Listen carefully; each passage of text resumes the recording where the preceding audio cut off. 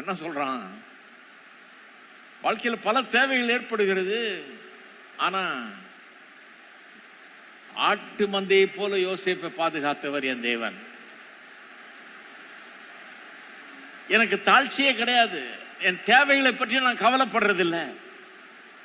அது தேவை, இது தேவை, என்ன பண்றதுன்னு தெரியல, பசிலிங்கா இருக்குது. ரொம்ப சூழ்நிலையில தேவைகள் ஏற்படும் போது, பிரச்சனைகள் ஏற்படும் போது, என்ன பண்ணுவதுன்னு தெரியாத இருக்கும் போது ஒரு மிகப்பெரிய ஆறுதல் என்ன, என்னுடைய தேவன் மெய்ப்பராய் இருக்கிறார்.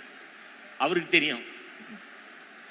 ஆடுகளுக்கு ஒன்றும் தெரியாது, ஆனா மெய்ப்பனுக்கு எல்லாம் தெரியும். ஆடுகளால ஒண்ணும் முடியாது, மெய்ப்பனால எல்லாம் முடியும். அப்ப அவர் எங்க புல்லு நல்லா இருக்குன்னு பார்த்து அங்க போய் மேய்க்கிறார். எங்க நல்ல தண்ணி இருக்குன்னு பார்த்து அங்க கொண்டு போய் அந்த தண்ணீர்கிட்ட இவர்களை கொண்டு போய் விடுகிறார். அவன் தன்னை ஆடு மாதிரி வர்ணிக்கிறான் பாருங்க. கத்திர ஆடு மேய்க்கிறவர் மாதிரி வர்ணிக்கிறான், மெய்ப்பெருமான்.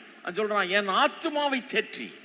உள்ளம் சில நேரத்தில் அங்கலாய்க்குது, அவஸ்தைப்படுது, பயப்படுது, கலங்குது. அவர் என்ன பண்றாரு, என் ஆத்துமாவை, என்னுடைய மனதை, என்னுடைய எண்ணங்களை, என்னுடைய உணர்ச்சிகளை தேற்றுகிறார், என்னை ஆற்றுகிறார், என்னை